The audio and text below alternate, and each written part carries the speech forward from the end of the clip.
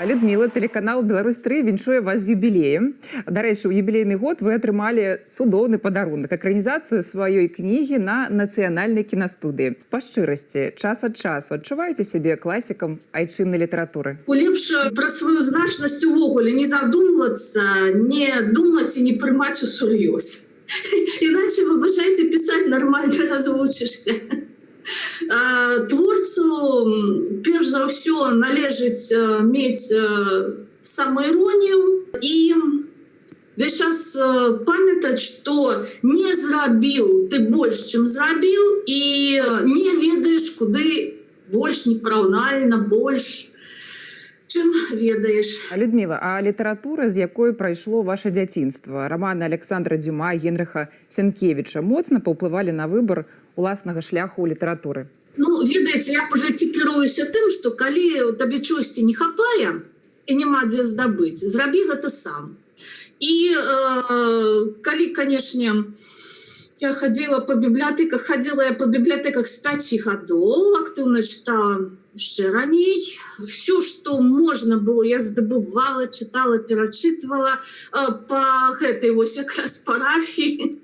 Авантуры, прыгоды гістарычныя, раманы, фантастыка. Але паколькі сапраўды гэта было не так шмат, як бы мне хацелася, я сачыняла ўжо у той час сама тое, што я хацела прачытаць.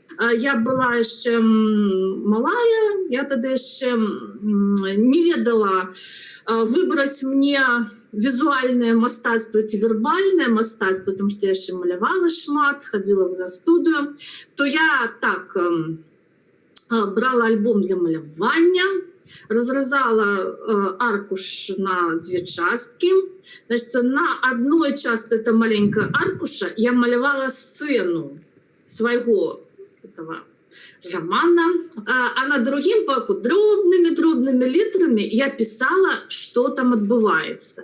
И таким чином у меня склалося штуки 3-4, я уже не памятаю докладно, стосиков вот таких вот авантурно-прыгодницких якраз таки романов. И из этих стосиков у меня застался только один. А остальные, не поверите, але я здала в макулатуру, каб здабыць чарговую книгу Александра Дюма. Людмила, вас часто параўноўваюць з Владимиром Караткевічам.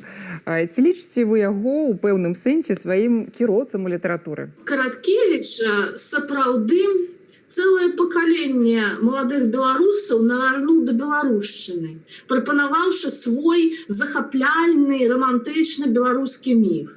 Безумоўна, для мяне гэта была падзея, якая шмат у чым вызначыла мой накірунак. Для мяне гэта хутчэй такі ментальны камертон, архетипы, якія сталі таксама маімі. А вы памятаеце пачуццё, з якім трымалі свой першы раман у руках? Першы я паэтка.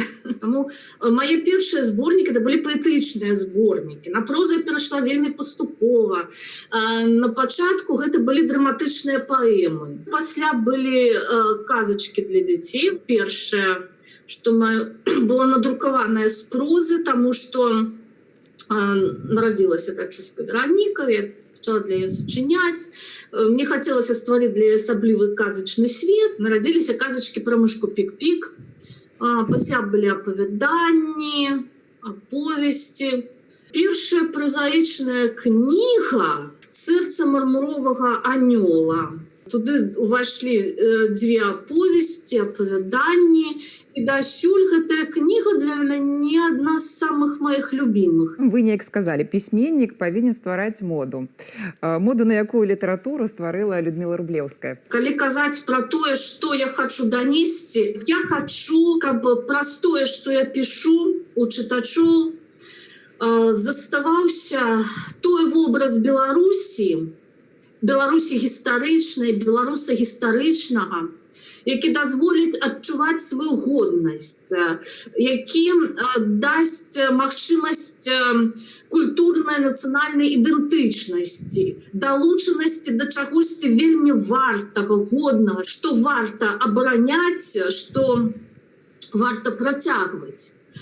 Беларусь як частка Еўропы, беларуская гісторыя частка еўрапейскай гісторыі, дзе былі свае рыцары, дамы, філосафы, вандроўныя музыкі, прыдворныя тэатры. Беларусь як краіна, дзе дастаткова романтычных, узнёслых герояў, пра якіх варта пісаць раманы, аповесці, п'есы, здымаць кіно. Людмила, дякую за розмову. Ідей вам, фантазій, а нам ваших нових творів.